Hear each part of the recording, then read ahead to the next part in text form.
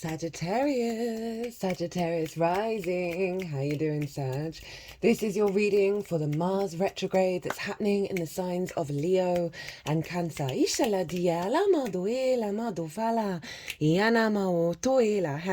and welcome. My name's Chloe. I work with card divination, astrology, and as you just heard, and as you can see, I channel multi-dimensional energies through my body, both in the form of physical and vocal light language. All of this brings in healing, attunement, and activation codes to the messages that come through in this reading. Now, before I kick off, I just want to say, my energy coming to this reading, I'm feeling really good, right? Really upbeat. Lots of smiles, lots of laughter, seeing the sunny side of life. But I do also have a tiny little bit of a headache. And I rarely get headaches. And this all ties in to where this retrograde is activating for you. Which I will get to later on. So just put a pin in that. So I read for the rising signs. And so for those of you who don't have Sagittarius in the first house, look to the house that it does fall in your natal chart. Look to the themes of that house, and you want to apply those themes along with all the other meaning you've got going on in the sign of Sagittarius, say your sun, moon, your Mars. You want to apply all of that to what comes through in this reading, because it will be as if that Sagittarius energy has now energetically moved to the first house. So the astrology for the rising sign will still link in. You've just got to add in your own natal chart meaning on top of it. For example, I've got Sagittarius in the 5th house of creation energy, joy, play, amusement, and I've got Uranus there. So I'd apply all those themes to what comes through in this reading for me personally. So that just gives you an idea of how to work with that with your own natal chart. Right, so there's a 2-part series that I put out. It was the first part of the transit that I did, breaking down the core themes of this Mars retrograde. Now, Mars is your motivation, your drive, your action. It's a personal planet. It's your get up and go, right? Your passions. Mars rules the blood, right? That blood pumping. It is about also conflict, drama, and competition. And so we've got all of these themes showing up, and Mars retrogrades the least out of all the celestial bodies. It's every 2 years. And the last time was in Gemini, opposite your sign, Sagittarius. So it's a big deal. It's also a long transit. We're not really leaving it until the 2nd of May, right? And you're going to be like, why is that? Well, it's retrograde at the moment, so it's going to go back over these degrees. It's going to stop, station direct, and then move back over them again. So it's not going to actually leave the retrograde cycle until it goes beyond the degree of the retrograde point, and that is the 2nd of May. So this is a long transit. So that 2-part series, I break down retrogrades, Mars in Leo, Mars in Cancer, the combination of these, and I break it down into 4 different stages. When it went retrograde, the exact moment when it goes into Cancer and is still retrograde, the exact moment of when it goes direct in Cancer, and then when it moves back into Leo. I also did overall energy as well. Pulled oracle cards and tarot cards. The oracle cards are here to bring that energy in. And I really go into the details of the astrology of the exact moment of those stages, because that then flavors what's going on with Mars. It influences Mars. So if you want a deeper understanding, a deeper dive into this transit, go check out those 2 parts. Pause this video, go watch those, because they act as a baseline for what comes through in the All 12 Signs series. So as I said, if you want a deeper understanding, go check those out. I do appreciate not everybody's got the time. I will be mentioning like the core themes, but I won't be going into the astrology in such a deep way. I'm going to be touching on the houses that Mars it will be in for you, Sagittarius rising. I'm also going to be providing some tips of how to look at your own natal chart to bring in the deeper nuances that might be there of what's going to show up for you on a personal level in regards to the Mars transit. Now, the core energy around this Mars transit It's in Leo, and Leo is ruled by the sun. Traditionally, this is linked into the monarch, right? The head of a country. And so you can apply this, and it's yang energy, so more of the masculine energy. And you can apply this to the father figure, right? The paternal energy in your life. Now, Cancer is ruled by the moon. And so this represents the people, and the maternal energy in your life. So one of the themes with this is working through the wounds of these two energies, the paternal and maternal energies in your life, both outwardly and in your own expression of it. Now, this isn't sex specific. We all have these energies within all of us, right? So it's not linked into one particular sex. But obviously there are some core themes around those archetypes. So Mars is going to be highlighting where are your instincts, your drive, your ambition, your motivation, your actions, right? Your independence. Where have they been wounded, right? And so most of us have those wounds, even if they've been little. And so Mars is really recalibrating all of that during this transit. I've just got to pause and let a cat out. I've got to take a paternal action to nourish the maternal energy in me of allowing this cat to leave the building, right? So you may have been kept in, you may have been blocked, you may have been sort of coddled and not allowed to be free. That might be an energy, and especially Sagittarius, you need to be free. I'm just going to pause now. Sorry about that, Sag. I just had to open a window to let, I have two black cats, and this one is, her desire to roam and be outside is pretty phenomenal. Like, she really likes her own independence. And gets quite depressed when she can't roam freely. She spent 6 months of her life in a cage, so it's not surprising. So that is one of the core themes of this Mars retrograde. The other side of this is the sun is our vision, our will, our consciousness, our animation, our light body. And the moon is our unconscious, our emotional body. How do we give and receive nourishment, and whether our needs are being met or not. And so these two are getting an alignment, right? Mars is making sure that your motivation and drive are in alignment with these two energies, and the luminaries are very significant.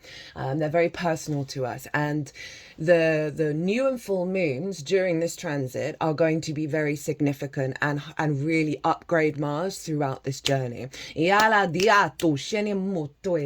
So that's some overall energy you want to think about with all of this, because Mars is going to be highlighting where the old wounds are, and so you really want to observe your actions. Retrogrades are yin in nature. They observe. It's about looking to the past as well as just slowing down and taking your environment in and observing things in order to sort of revise, revisit, bring depth and nuance to something, because we're going over the same territory 3 times. So while as Mars highlighting, okay, what do you need to look at? What's blocking you? Where is your motivation drained? Where do you feel stuck and stagnant? Where do you not feel free? Where do you feel conflict? Where do you kick off? That's coming from a deep-rooted impulse. The other side of Mars is going to be showing you through your actions and your deeds, through where you find that energy, that lightness of being, of where you're headed with the recalibration. Diana. Right, so I'm going to be shuffling some tarot while I'm breaking down the astrology for Sagittarius rising. There's going to be 3 piles here on the selenite. The first pile is going to be the overall intention of this transit. There's going to be 3 cards, 1 for the overall, 1 for Leo, and 1 for Cancer. Pile 2, it's going to be the challenges. 2 cards for both of the signs, 1 to highlight what the challenge will be, and 2 how to work with it. Now, it's a retrograde. We're going to have challenges. We're going to have things that come up that are tools to help you go, oh, that's what I need to be looking at. Oh, that's what I need to be working on in order to really facilitate the intention of what's going on with Mars. So I'm going to be pulling some cards on that. And the final part is how all of this is going to manifest after this long cycle and all the work that we've been doing throughout. We're going to get a card from the bottom of the deck as well as 1 card from 4 different oracle decks, which I'll talk about what they are going to represent when we get to them. So my lovely Saggies, what's going on? Where is this happening for you? Well, it's kicking off in a fellow fire sign. And you have Leo up in your 9th house. This is the house of the gods. This is your perspectives, your morals, your ethics, your philosophies, your connection to book, religion, source, nature, science, whatever matrices that you know are bigger than you, that you're a part of, that you're figuring out, right? How do you map yourself out in the world? How do you look at things? How do you understand your environment, your world, your life, the universe, and your place in it, right? How do you want it to be? How do you want it to unfold? It's also linked into mastering of learning something. That can be absolutely anything, right?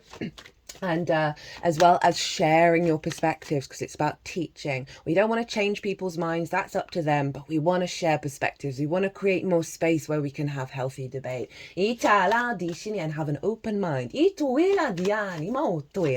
is also about going and living somewhere for a longish period of time that is unfamiliar to you, and this is all in order to broaden your perspectives.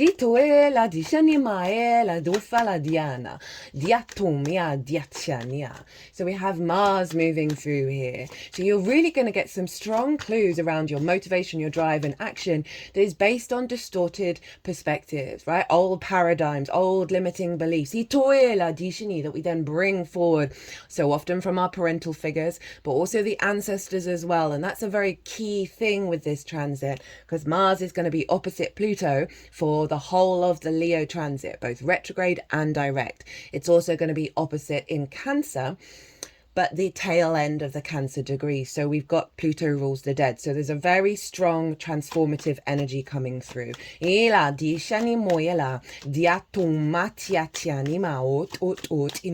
it's not just the wounds from those energies, it's also the wisdom of it.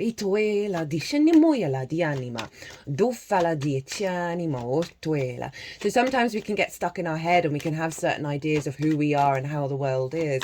And then we forget to watch our actions, and our actions usually tell us a lot more about who we truly are, right? Whether that's the conditioning or the truth of self. As I said at the beginning, Mars is very independent. Mars and Uranus are the two most independent planets. And so Mars wants you to operate from your own frequency, wants you to build and create. Yes, it's the god of war, but I also see Mars as our personal way of building in the 3D experience. With the conflict and drama and competition, it just highlights where there's friction in your environment and therefore energy for you to build with. Now, the opposition with Pluto, we've had on and off for a while now. And that's been really highlighting distorted power dynamics, the desire to control, to possess, to be obsessive over, to dominate and subjugate, right? And it's been highlighting these things in order for us to get right use of power.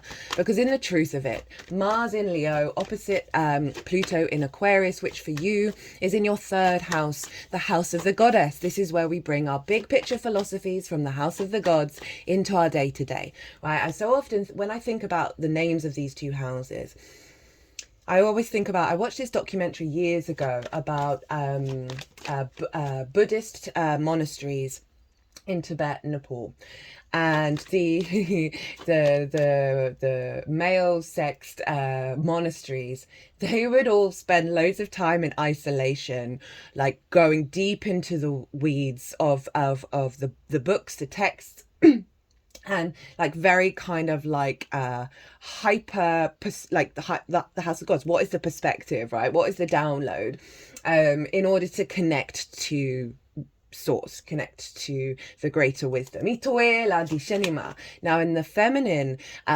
monasteries, they would go about ritual, they all go about the day-to-day energy, and that is the most important thing. I think the 3rd house is so important because it's about your day-to-day. It's about how you find meaning in your day-to-day, in the little things, in the washing up, in the walk to the shop.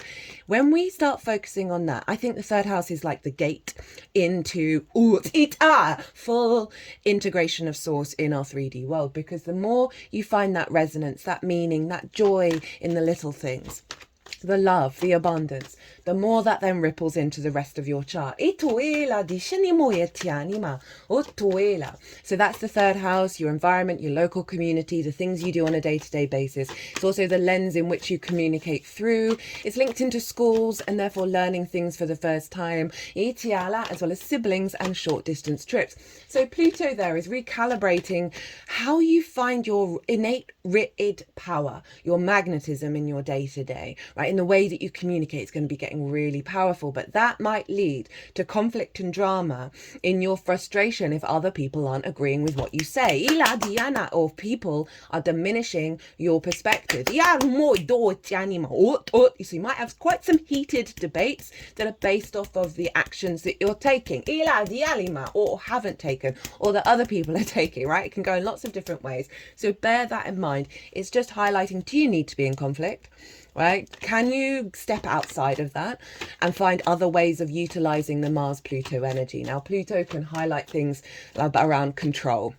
Right, and go to extremes of it, because Pluto is inherently neutral. It's about the cycles of life, death and rebirth, and that's just happening all the time. It's a fundamental of the universe, and we really struggle with that as a species, accepting death, accepting change. We can be really funny about it, understandably, and so Pluto highlights these things in order for us to go, oh, wait a minute, there's another way of working with this energy, there's another way of being at peace with our own existence, getting out of conflict, and that clears such big energy fields, right? So we then co-create the source. Now, with the perspectives and the way that you communicate with your perspectives and schools and siblings, this may also bring up energy around things that were said to you when you were little, or actions that were taken against you when you were little, that have just got rooted in your unconscious realms, that then Mars is then recreating in the outside world. And obviously, I linked that, the sun is very much linked into the paternal energy. My father's Pluto is on my sun, right? So you can often see links in the natal charts of you and your parental figures that show where the support or lack thereof are. So while Mars is in the sign of Leo, it is definitely sort of working through that energy. I've certainly been going through that in the lead up to the Mars retrograde. A certain situation with my paternal figure that represents a real core wound from my childhood got activated, and it was just like, oh god damn, I thought I was at peace with this. Turns out I wasn't, and I'm not. I'm feeling a bit better about it today, but certainly in the beginning of that retrograde I was just like crying quite a lot, because it sort of highlighted abandonment issues and lack of support and just care, really. So if you are going through it, just know it is inherently supporting you, even if it might just feel really painful, right? So Mars in the ninth, right? One, highlighting blockages around your true perspectives. Leo rules the heart, right? So what's limited your heart in the way that you move through the world? Oh, where did that card go? I might have to pause. That's gone underneath my chair. Dinama. It actually went underneath my table where I store a lot of books and where I've got my speaker and I've got some lights. So there's something around and it's under the table. So it's in the inner layers of you that have been hidden. But it's a process of gaining a lot of wisdom and a lot of illumination that's come through. And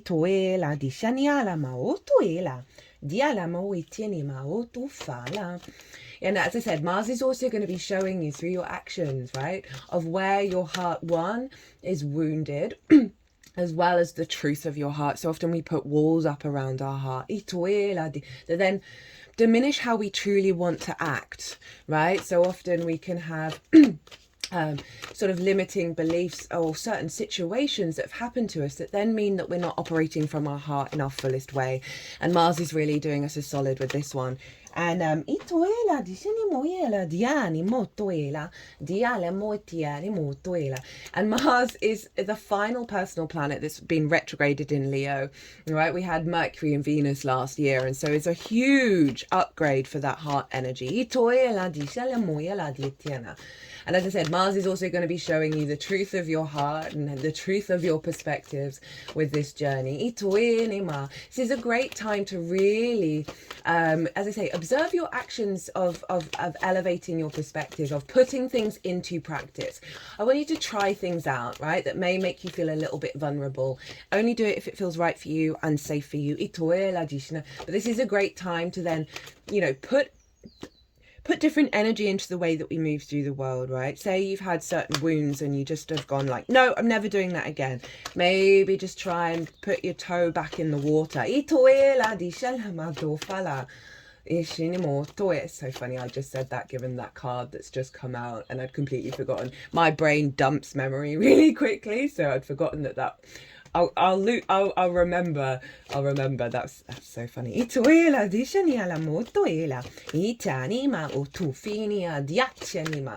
could be you taking a lot of action around elevating and learning something. This may be you teaching people as well through your actions, right, and your deeds. You may be planning on moving somewhere, and this is a great transit to do so. And that can be applied literally as well as figuratively, of moving into a different frequency.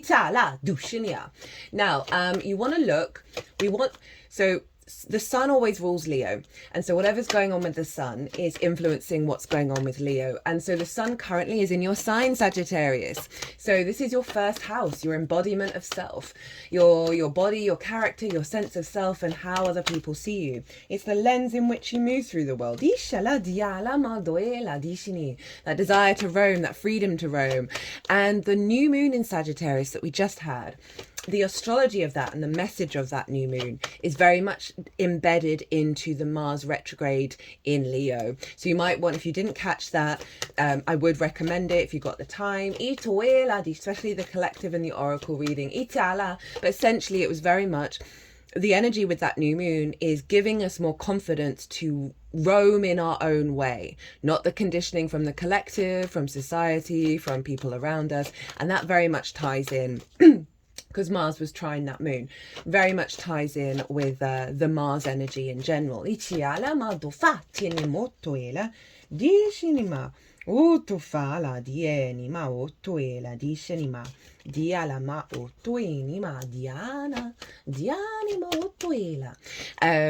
so the first house, how you embody yourself. So you're going to see through your embodiment what Mars is trying to tell you. This is also a great time to implement, walk your talk in terms of your perspectives.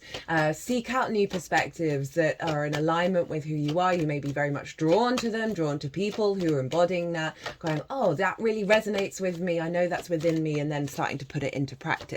The sun is then going to move into Capricorn, and that is in your second house of your resources, your skills and your tools to manifest and bring in regular income. It's the things that you value and how you value yourself. Now, that is the most important part of this house, because if we don't value ourselves truly, madly, deeply, then we can prioritize things that we do value that only distort that lack of value, right?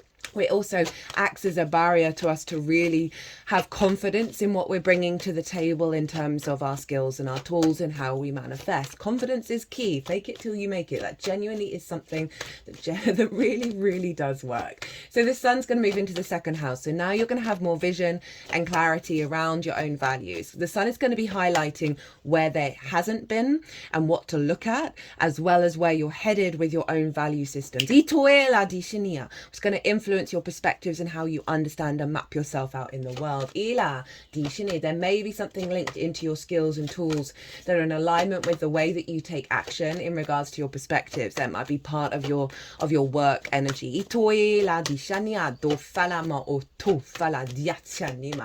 that's going to be the energy for the Mars Leo retrograde in Sagittarius and Capricorn, and on the 6th of January it's going to move into Cancer. But before I get into the Cancer energy, energy. You want to look to where your sun is in your natal chart, right? Because your sun is always influencing Leo. So I happen to have my sun, as an example, I have my sun in the second house. And so with the Mars retrograde, my sun, with all those themes of the second house, is going to be influencing what's going on with Mars. So wherever your sun is, the themes of that house are going to be influencing the direction and intention of this Mars retrograde for you. So that's going to add on a more personal understanding. If you want to go deeper into the weeds of it, say your sun is in Aquarius, right? Aquarius is traditionally ruled by Saturn. You want to then look to where your Saturn is and what house your Saturn is in and the themes of that house, because those themes are going to be influencing your sun and therefore influencing Mars. And you then want to follow back the rulership until you get to the end. So for example, my chart, I have the sun in Virgo, and that's ruled by Mercury, and my Mercury is in Leo. So there's a feedback loop between Mercury and the sun because they're in each other's signs. So the energy transfer and the houses and the themes of those houses in regards to what's influencing Mars stops there, right? It's just the Leo and the Virgo energy. It's the first and second house. And so that will, if you really want to go into it, that will really help have an awareness of what's going on with Mars for you. Mars is also upgrading Scorpio and Aries because it traditionally rules traditionally rules both of those signs. And so what's going on with Mars is influencing those. And so where do you have them? Well, you have Scorpio in your 12th house, your hidden house, your house of mysteries, right? These are the unconscious realms and the unseen spaces, the hidden things going on behind the scenes. And in those unconscious spaces are trauma responses and limiting beliefs, right? The love languages, the things that are imprinted into us in our early years, into our unconscious, the programming, the code, right? The downloads.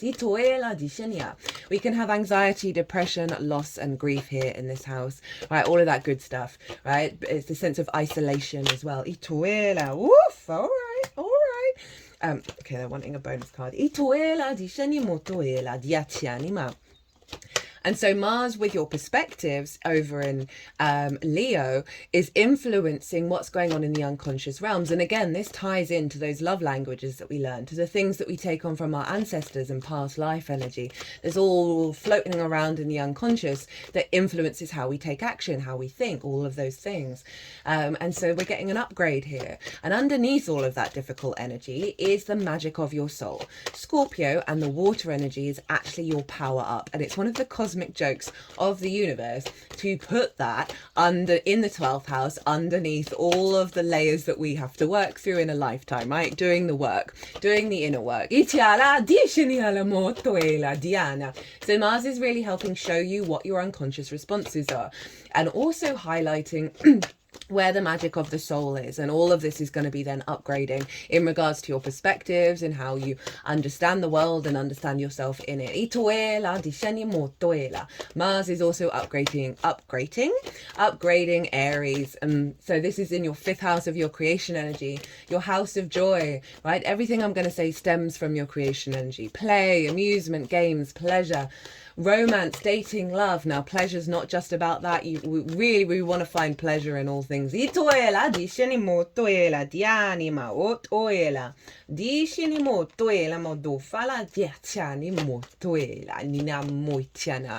also about children, literal children you work with, figurative children, such as creative things you birth into the world that feel like your children, as well as your inner child. So this is really amplifying the wounds, right, that I talked about before, right? So often we get a lot of addiction in the 5th house, and I'm so glad it's now becoming more well known that most addiction comes from trauma. Obviously, we've got phones and they have an immediate dopamine hit that comes from phones, and that is that's more of a mechanism of the brain than trauma. But people who have faced trauma are more predisposed, yes, thank you brain, to that kind of processing. And arguably we have collective trauma as well as social trauma, and generational trauma, and all of the trauma. Yay! We are in denser frequencies. We were born into denser frequencies, so it's part of our role as master healers as a species to work through all of this. But we're heading into an elevated consciousness for sure. Itala, you just got to do the work, show up every day and be observing of your actions and your deeds and the cause and effect of it. Itala, so Mars, over with realigning your perspectives back to the truth of you and not your conditioning, is helping raise up your capacity to find joy, to create. Say you learnt from your parents that relationships are not a good idea, or there was a lot of codependency in your family, right? All of those sort of distorted relationship dynamics in terms of love and romance and dating and children and how you take care of children. Mars is really going to be helping your perspectives shift back to more of your soul's truth. Another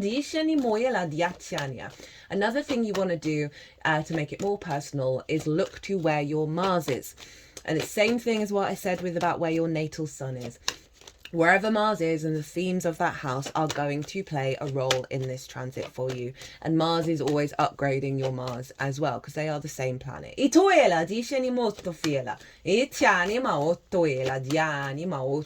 let's move on to the sign of Cancer. So it's going to move back into Cancer on the 6th of January. By the way, all the dates and the degrees are all in the description box, as well as all the decks that I'm using in this transit. So Cancer for you, my lovely Sagittariuses, is in your 8th house, the outside world's resources. This is the give and exchange between you and anything other than yourself, and the lens in which that happens. So in terms of sort of the resources, this can be mortgages, loans, taxes, debt that's owed to you, debt that you owe, small one-off chunks of resources, and that can be bonuses, commissions, as well as inheritance, both 3D and cosmic inheritance. It's a very psychic house, as is your 12th. All your sort of magic, your psychic energy, comes from water. And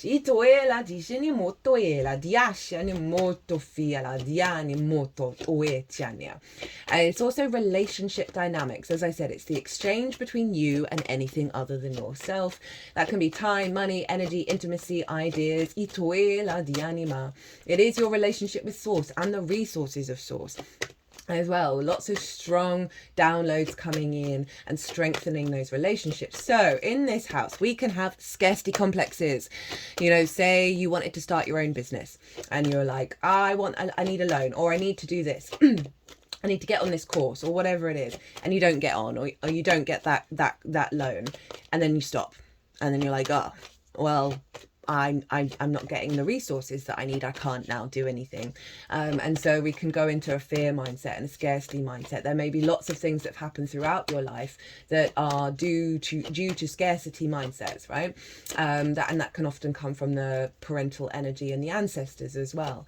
And that can have us looking at things and not seeing the abundance. It can also where we externalize our energy as well to the outside world.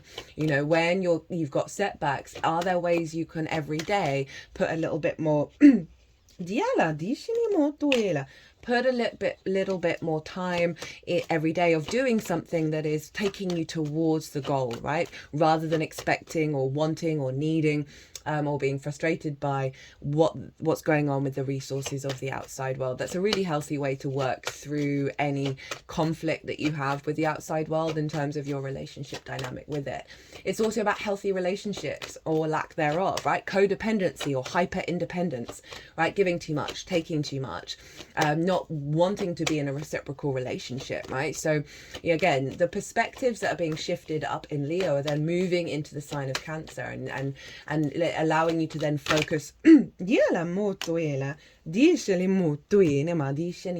focus on where those distortions are. And as I said, love languages from our parental figures, we then recreate that with every relationship we have with the outside world, not just romance, right? Friendship, your relationship with the world, your relationship with source. All of those things can show up in the 8th. So you want to watch your actions again, right? Where are you sort of kicking off in ways? Where are the actions of the others causing you pain? Where is there an imbalance? Where is there a drain in motivation? All of those things are going to be very helpful to help highlight what you're working through. And again, that, you know, these two houses are interlinked because of this transit. So if, say, you've been in a relationship and you're giving and you're not getting anything back, or it's just recreating a lack of self-value, that oh, you got a bonus card. It's Mars is then going to highlight that and highlight where you're no longer in that paradigm anymore, and also really give you the strength and the confidence to step outside of the expecting that that's going to be recreated, because it's then going to move back into your perspectives and realign. Okay, no, it's not like that anymore. Say you've been in certain dynamics and you're being very giving and very loving and very nurturing, and then you pull back because after a time you're like, oh well, F this, I'm constantly giving and I'm now depleted. One of the things with this energy is about giving from your saucer and not from your cup, right? Because when you give from your cup, you're giving from depletion, right? When you give from your saucer, you're giving from a place of abundance. So the way to get right with getting back in alignment with yourself is self-care, right? Really nurturing yourself and loving yourself and finding space to restore your energy if you're feeling depleted by the outside world. You also might want to do sort of mindful protection of your own energy every morning, of activating. You may have your own practice that you're already doing. I find the mirrored egg of love, the double-sided mirror egg of love, is a really good one to do. I was told about this by one of my favorite readers, and I added it to be a double-sided mirrored egg of love.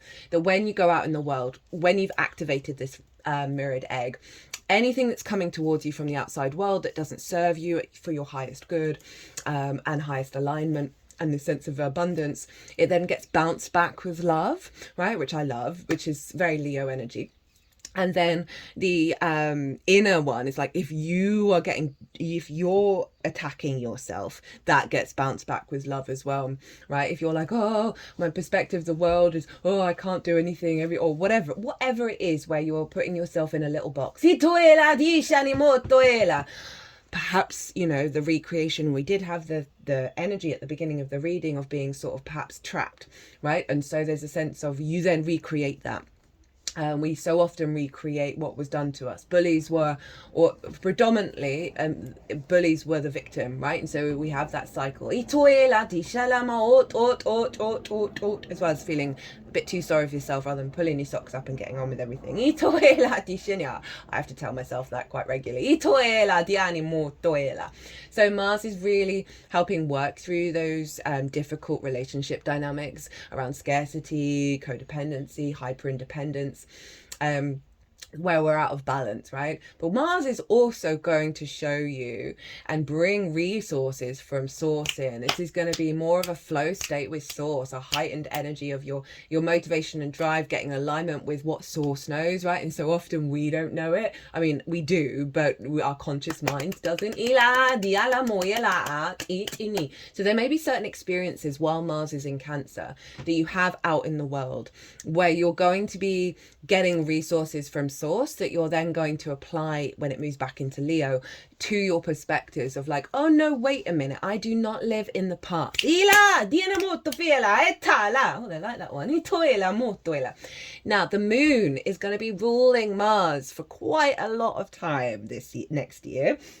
And what I love about this is that the moon obviously moves through every sign and every house, every lunar month. I apologize. I was just thinking of the new year and how that's the calendar new year. That the moon is going to highlight so much from every area of your chart. It's bringing in a full holistic integration, right, of those unconscious responses, both heightening your intuition and letting you know where it's distorted, letting you know where you're putting, where you think you are going to get your needs met, or how you give nourishment, but it's actually not working anymore. It's going to highlight that, as well as direct you intuitively towards what truly serves you.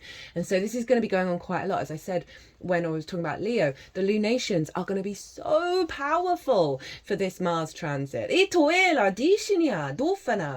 you want to look to where your moon is as well. I've got my moon in the 7th, and so every lunation is always about my relationships with the other, and my understanding of self in regards to that. So look to where it will fall for you. Then if you want to, then look to the ruler of the house, of the sign that it's in, and where that ruler is, and then who rules that ruler, and where does the buck stop energetically. Again, that is going to add on the layers of nuance. But say you've got your moon in Cancer, that's just going to double down, triple down that Cancerian 8th house energy, right? So those are the kind of things that you can look at in your chart. You can look to where your sun is, where your Mars is, where your moon is, and who rules all of them, if anyone rules them, right? They might be in their own lands. I think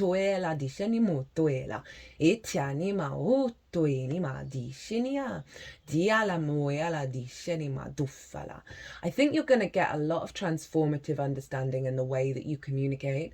And communication isn't just talking, because that's Pluto over in the 3rd. Right, it's the way that we move through the world. It's how we find resonance in the day-to-day and how we find that meaning.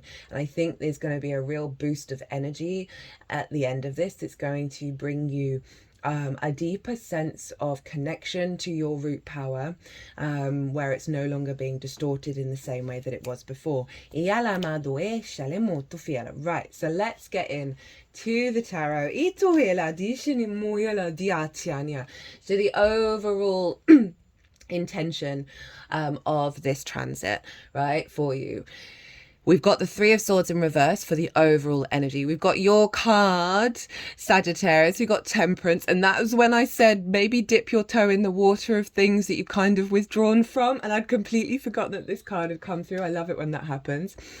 And that's for the Leo energy in the 9th house. And then we have the 8 of Wands for the 8th house Cancer transit. So that 3 of Swords, the overall intention of this transit is for those for the moving away from the 3 of Swords in the upright. And this is about anything that's blocked your heart, right? Any perspectives, any words that were said to you, any limiting beliefs, any spells that had you had your heart withdrawn, grief, pain, all of those things. It's in the reverse. So the intention of Mars is to release those wounds and heal your heart. They just got my left hand over my heart space.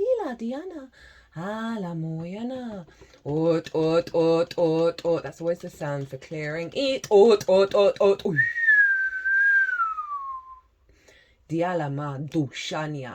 now put that right hand over my heart space. You have the strong warrior within you. I'm hearing Itala.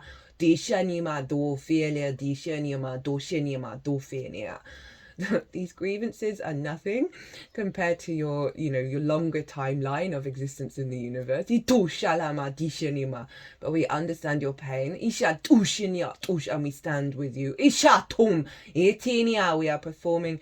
I'm saying performing, interesting, Leo is very much the performer. We are forming a protective wall around you. Itala, while your walls dissolve. Ooh, Sag. I'm here for that. Itala. We will be cleansing your energy. And bringing your frequency back. In alignment. Allow yourself to cry when you need to. Let the tears out. Know that is the path of the warrior. It shows that you care. It shows that you love. It shows that you're here on this planet and you are present.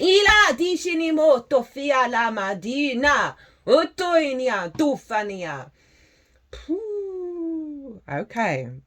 Next up, For the Leo energy, right? Your perspectives. You've got your card.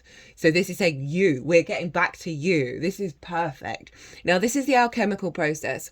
And this is about the alchemical process of refining of oneself in order to bring your angelic frequency down into the world, down into the 3D world. And you see the water in these cups. There's something about union of these two cups, of working together within yourself, right? Bringing yourself back into a state of balance. And it's about doing things differently. It's also about magic, because that water is pouring up into the cup. So it's bringing the magic back in your life and your capacity to perceive things outside of the current paradigms, and then having that power as we move forward to alchemize that into yourself, right? So it's saying you're getting more embodied back into yourself, as well as instigating instigating a new cycle beyond this of your capacity to elevate. Ooh, I'm here for it.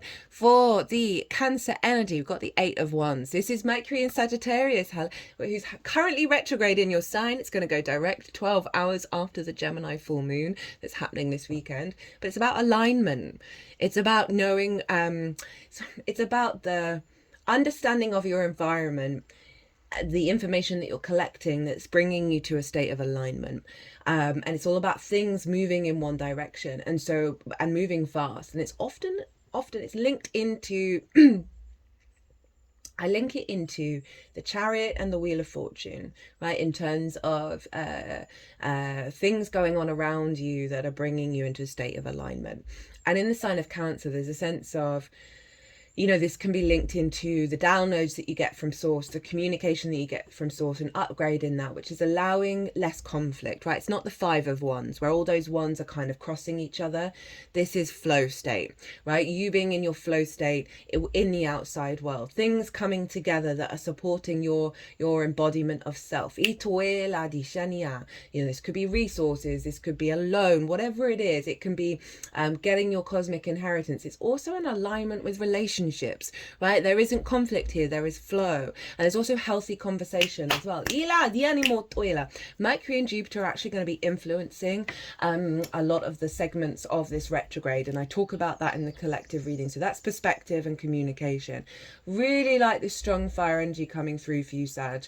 And you've got 2 of your cards, so it's all funneling back into your embodiment of you being confident, being yourself, and engaging with the outside world based on your perspectives in a really healthy way that's to do with your energy. There's no blockages here. Right, the challenges and how to work with it. You've got a bonus card as well. Put the bonus card here. So the challenge and how to work with it.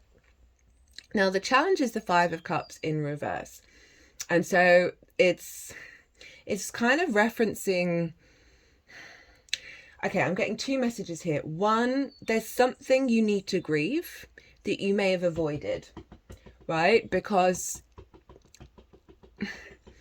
so often we can move past things really quickly, right? Especially for all that fire, right? Especially you, Sag, your mutable fire, right? So there's a sense of desire to move, of following the vibe, right? And that's a really powerful energy.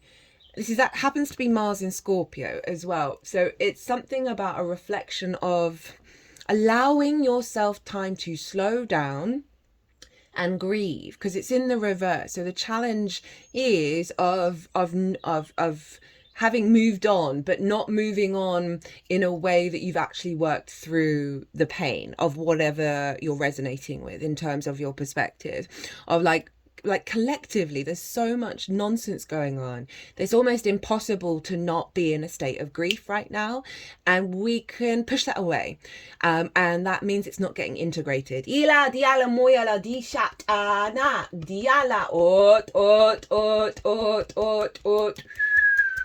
Because if this was in the upright, it would be, the challenge is that you're staying in that grief, right? You're holding on to that. And in the reverse as a challenge, it's like, no, there is something, genuinely something you need to look at and allow yourself. I mean, I did say cry. I did say let those tears out. So there's something around allowing yourself to grieve the perspective of existence, right? Maybe have a mini existential crisis, right? And allow that to happen. I've had plenty in my life and they have served me every time. And how to work with this. You know, you've got the Six of Cups, which follows that Five of Cups. And the Six of Cups is saying, grieve, have the grieving process, but I want you to hold on to the fact that it's serving you and not get stuck there and not let it envelop you, right? Because the Six of Cups is all about making peace with the past. It's, you know, the flowers are now growing out of those Five of Cups, that through that cycle, this is very Plutonic as well, that new life comes, right? The cycle of life, death and rebirth. We have to accept the death. We have to accept the change. We have to grieve it and then accept it and move on. We should never deny our emotions, and your emotional body is your power up. And so this figure is receiving something from the past and able to look at the beauty of it, right? Those wounds that we talked about. And it's the biggest house in tarot. So it's letting you know, acknowledge that you are safe and secure, and you are safe to grieve. You are safe to make peace with these things. You are safe to move on, but you've got to do the grieving process first. Otherwise it's just going to be, it's not going to evolve in its highest form. Now, the challenge for the Cancer energy is the Ace of Pentacles in reverse, and how to work with it is the Hierophant. Now, this is really appropriate for like resources, right? Of like not having fresh new energy in terms of the exchange between you and the outside world, not having the opportunities. Maybe something really big happened where you're like, God damn, right? I really thought I needed that, and that was really significant for me to evolve and grow, right? This is showing that that's the challenge is coming up around that. With the Hierophant, which is about embodied wisdom, embodied spiritual wisdom of understanding that challenges and blockages and dark nights of the soul are part of your path, and they are not obstacles. They are tools in which for you to navigate onto the right path. You see the hand gesture of the Hierophant, 2 fingers up, 2 fingers down. This is called the benediction, and this is about the bridge between heaven and earth, right? Between the light and the dark. And how we need that bridge. We need to understand the polarity of the universe and be at peace with it in order to get embodied with our spiritual energy, right? So it's working through where there have been blocks around resources and opportunities, and also the sense of reflection. This could be about relationship dynamics that may actually recreate the old relationships during this transit, right? And just know it's teaching you what you truly want, and it's teaching you a more embodied wisdom, right? So this is a very powerful combination of cards, both earth energy, because the Hierophant is Taurus, and Taurus for you is in the way that you work, the way that you're the adult in the room. And so often with the inner child work and parental figures, we don't learn how to be the adult in the room, and we can not stand in our power. And it may be because of relationship dynamics where we prioritize the other people, or we prioritize ourselves to the extreme, where neither of which is healthy. And with this Taurus card showing up is saying, no, we are establishing a more mature energy coming in. It's not about not having fun, but your capacity to build and create in the 3D world from your perspectives in a way that's really healthy. So the bonus card was the Four of Pentacles. And I really love this because it's kind of linking into what I said about the mirrored egg of love. So for me, this is a very powerful card. This is about creating from your frequency. And I always see that there's a little protective shield all around this figure. Also has the pentacles are at the feet, heart and crown chakra. Pentacle is the one of the signs of Venus, right? It marks the retrograde cycles that she makes, her synodic cycle. And so there's a real sense of feeling abundant and creative and with your own frequency, because there's wearing a crown, which is around sovereignty. So there's something around you, as I say, doing the daily practice to put that mirrored egg of love around you, that protection shield. So you are moving through the world and creating from your frequency and not the outside world and not anybody else's perspectives. Make up your own mind. Not the conditionings from the parental figures.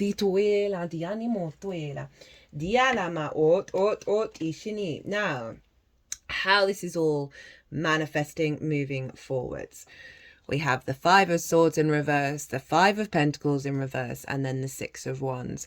Really like this for perspective, scarcity, and how you're going to feel at the end of it. So that Five of Swords for the Leo energy, right? This is, for me, the most difficult card in the tarot. This is about domination and subjugation, the bully in the room, and the victim mentality. You know, I already mentioned earlier that very often bullies were bullied, right? So it's not about being prioritizing either side of this coin. It's an awareness of it's a cycle that traps us, of dominating and subjugating, the desire to win. And what is this figure 1? How many swords is it carrying? It's carrying 3, and you've got that 3 of Swords in reverse. And so this is the knock-on consequence of that 3 of Swords being in reverse, that this is now in reverse, right? This can be the bully in the mind as well, certain perspectives and limiting beliefs around grief, pain, isolation and loss that have limited your heart, that then get recreated in the world. It's in reverse. This is falling away. This conflict with yourself, with your true self. Ila, Diani Moyala, Diishani Moto Fiala, Diana. We then have the Five of Pentacles in reverse, and this very often turns up in 8th house transits because it is that scarcity complex, right? It is feeling not getting support from people around you, right? The withdrawal, the isolation, run down, exhausted. You know, they're outside a church. They're not inside of it. They don't look like they can even see the window, the light coming out, right? That sense of really being just separated from the resources of the outside world and relationships where you feel supported is coming in reverse. This is beautiful and so in alignment. And then we have the Six of Wands. Right, this follows the Five of Wands, which I kind of mentioned with the Eight of Wands over here, right, where they're all crossing each other. There's a lot of movement in the Five of Wands, but it's very stagnant. This is about victory of self. This figure has gone out and done a thing, and it's very instinctive. Fire is your instincts. It's not the thought process, it's not the feeling, it's not the emotion, it's the thing you're just doing and you don't even know why. It's from the automative system. And this figure was like, okay, I need to go do this thing. And they go and do it. And it involved challenges. It wasn't easy. But now they've done it. And they feel so good about themselves. You see that victory wreath? This is you like, okay, I got this. I did the damn thing, right? I am moving through the world based on my perspectives and I'm feeling really damn confident about it. This is also about recognition, right? Because this figure is, you know, all the people around it, they're cheering. They're really happy that this person has done the thing. And this figure is about to go and have a massive banquet. So there's something around recognition as well from the outside world, around your perspectives, around how you show up to the world. I just have to pause. I'm getting a really big tickle come. Oh, so sad. I accidentally hit out of the camera app, so it stopped the video. I'm recording this on Wednesday, which is Mercury's day, and obviously Mercury's retrograde in your sign, so I'm not surprised that happened. I was getting a tickle in my throat, and I rarely get them at the moment, and they always seem to be linked into what's going on. So there's something around you needing to get really right with how you perceive and how you communicate your own truth, and it's not about how you're received by other people. Obviously it's not about being rude or dismissive or whatever it is, but there's something around leaning into vulnerable moments when you're feeling vulnerable, not necessarily that the moment is vulnerable. When you're feeling vulnerable of like, oh, maybe I shouldn't say that or do that, or I don't quite agree with that person, about doing so in a way that's bringing love and openness into it, but strengthening the truth of your voice. Because I know this card's about recognition from the outside world, but the real essence of this card is you feeling good about yourself, you recognizing yourself, you recognizing your own value. But to put that into practice, and this is something that I've been working on over the last 2 years, because I've very much been conflict avoidant, right? And navigating my Virgo sun and my Scorpio stellium, they're linked together, and Scorpio is really blunt and Virgo likes to point out where things aren't working. And so, but all my Leo energy is like, no, it's got to come from the heart, you got to be kind and loving all the time. But I realized that wasn't always working for me. I was diminishing my own truth, I was holding back a lot.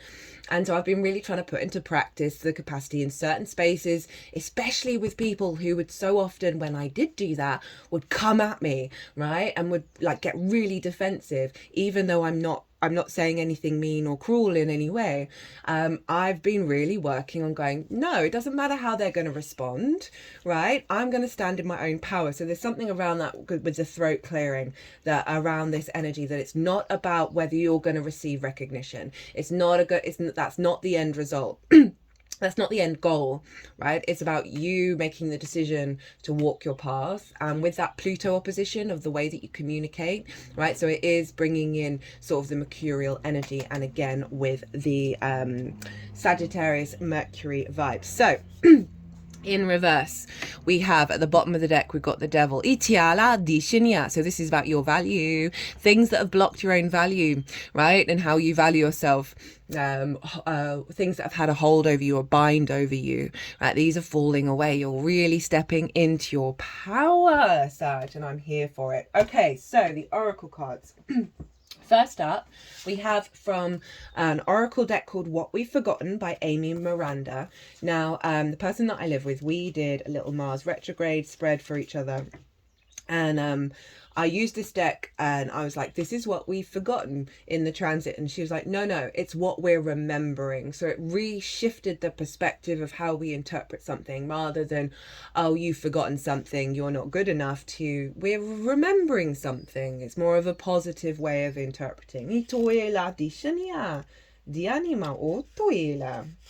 So we have imagination, creating reality. From your perspectives, I'm here for it already.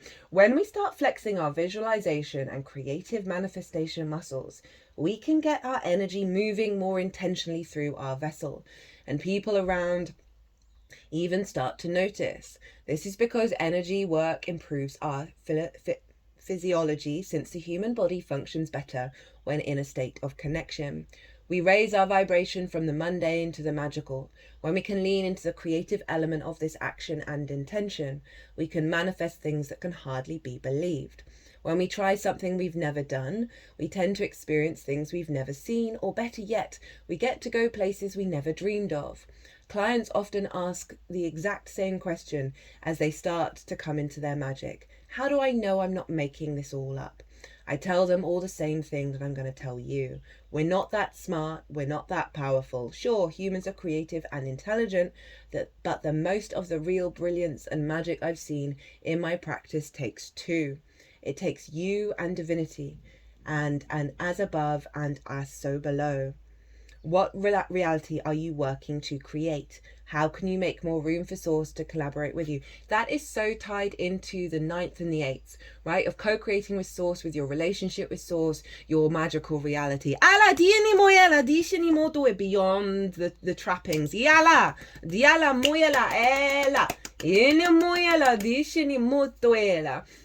So that can be an overriding current of this Mars retrograde, is start working with Source, start putting in practices to create space for Source to come in, for you to go create. Start thinking of your magical reality and how you want your perspectives, your higher perspectives, to match your environment.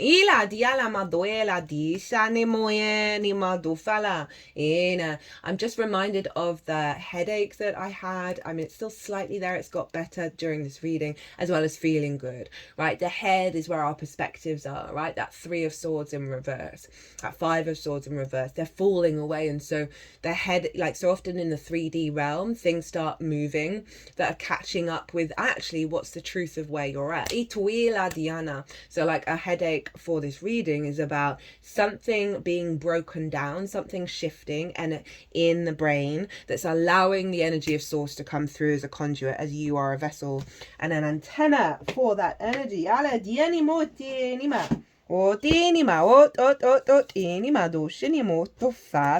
They've just got my hand like that, sort of just above. It's sort of incorporating the third eye and the crown chakras together. I'm going to try and find the next card in the next book while they're holding it there.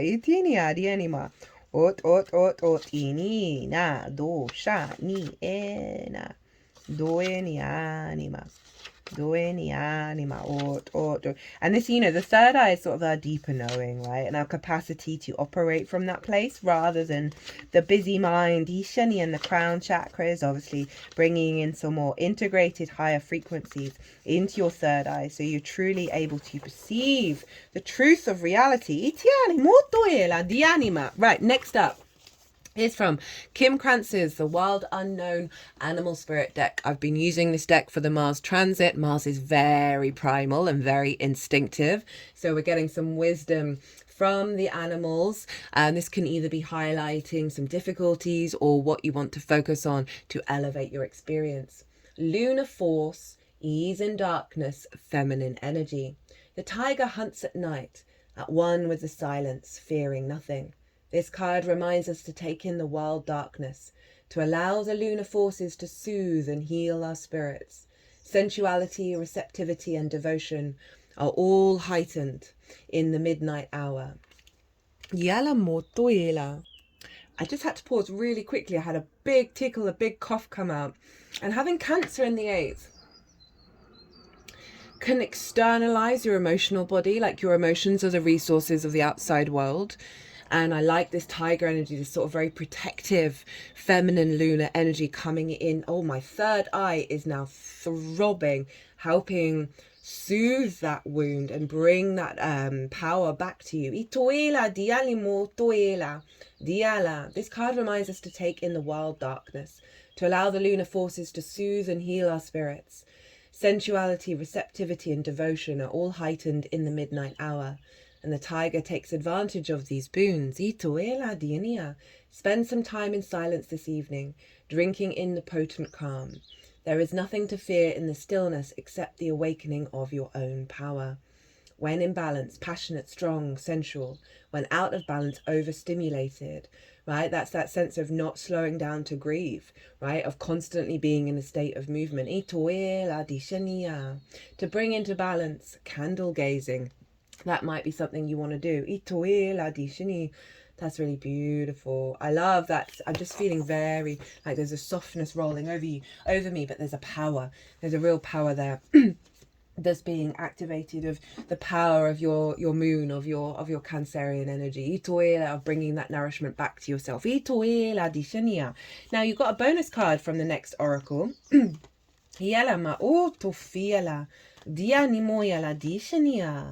And this is from the Shaman's Dream Oracle. And this is kind of letting us know what the path's going to look like and also how to help us along it.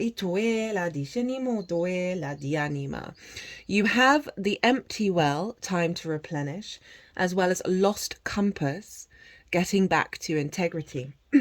So I feel called to read the empty well first. Nothing here, time to replenish, diminishing yourself for another. I mean, already that's kind of letting you know that there are certain perspectives that have run dry, and that kind of whole reciprocity between the outside world where we may sacrifice ourselves for the sake of, everything other than ourselves, right? And it's, these cards are all about getting back to you in order to then work with the outside world in a healthier way. The empty well reveals that there is nothing for you here. The well is dry and the desert is encroaching on your once fertile garden. It is time to face this harsh reality and move on. Give gratitude and thanks for the abundance you have experienced, and let spirit guide you to your next destination. This might mean saying goodbye to someone or something, or insisting on changing the rules of the game. Stop diminishing yourself for the sake of another. Making yourself small will not produce the results you want. There is a lack of reciprocity, of give and take. The empty well tells you that it's time to reclaim what is yours and return what does not belong to you. The shadow cast in your direction is not of your making. You do not need to react or respond to them, as they are not real.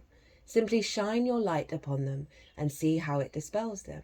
These shadows are projections that you are confusing for reality.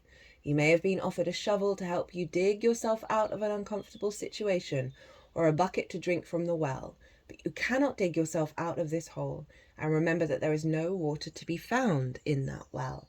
Receive your empty well as a gift. Do not exert your energy and waste your resources by repairing the walls or mending the rope. Follow the watercourse way, the aquifers that run deep in the earth, and you will be led to a new spring oasis. You can find these underground streams, these rich natural resources in the subterranean depths of your own heart. Well, doesn't that just sum up everything? Itala Dishenia! Woo! Love this deck so much. Right. So I don't feel like I really need to add to that, especially with the heart at the end, and obviously Leo rules the heart. Getting back to integrity, finding the way home, trusting intuition. When the lost compass appears, it is a sign that you need to find your way back home, back to your source and center, relying on your intuition to arrive there.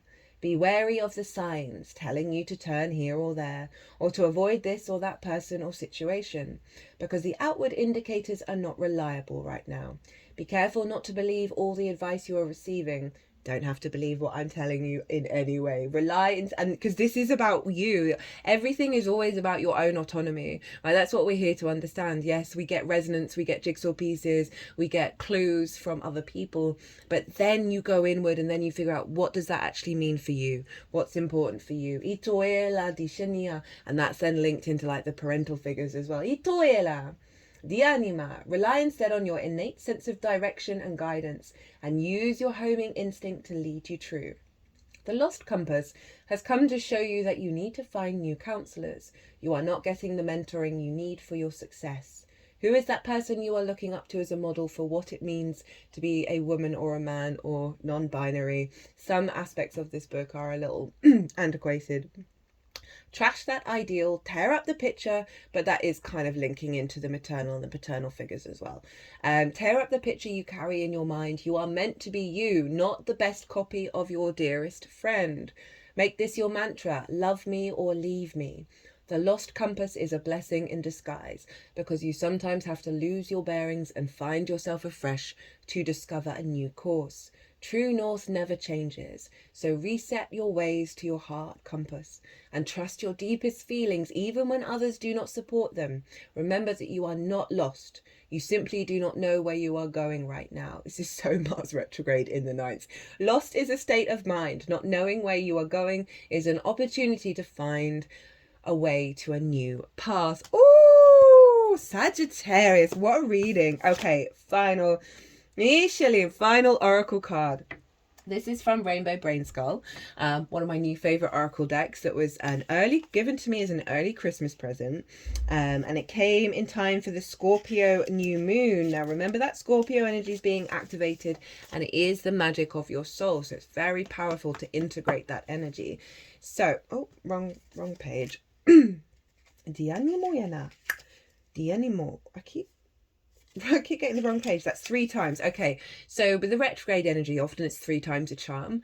So allow yourself grace to move and get things wrong and redirect yourself and understand that this is a process. It's okay. You're not supposed to be doing anything right now. Doing isn't always the solution. In fact, you may be doing too much. Sometimes the most productive thing you can do is nothing at all. Now, I love that with a Mars retrograde, because Mars slows down, and Mars is all about doing and action and motivation and drive. And it's in those stillnesses, allowing those stillnesses, 1, to grieve, and 2, to see where your instincts guide you after the stillness.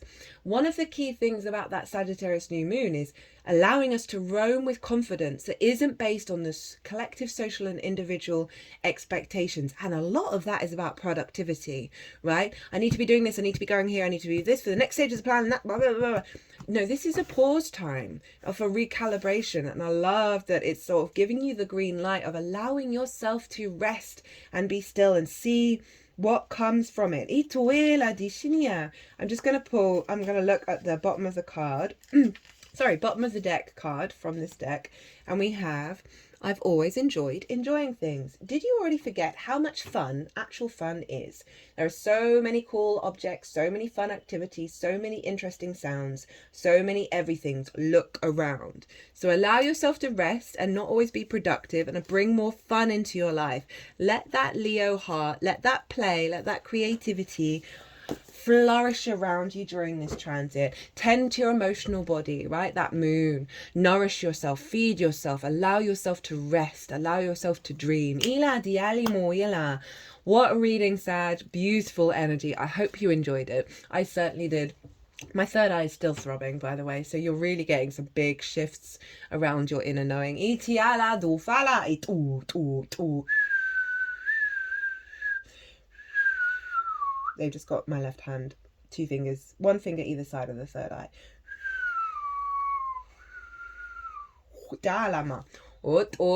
They just put those fingers at the root chakra. So that, like, those fear responses, right? 9th house, as I said, can get a bashing because of everything that's gone on in your life and everything that's gone on in the world of how you perceive reality. Sagittarius, if you like this, hit the like button. Leave a comment, let me know how you're feeling. I love to hear from you and it brings me a lot of joy. If you want a personal reading, perhaps to deep dive a bit further in with this, or that Jupiter's opposite your sign, or the Mercury retrograde, or anything at all, or the fact that the nodes are going to move into your angular houses of home and career life path of Virgo and Pisces in the new year. Absolutely anything at all. My website is everywhere. Book through there, or if you want to book by and pay by PayPal, email me directly. Other than that, Sag, be good to yourselves, be good to those around you. Say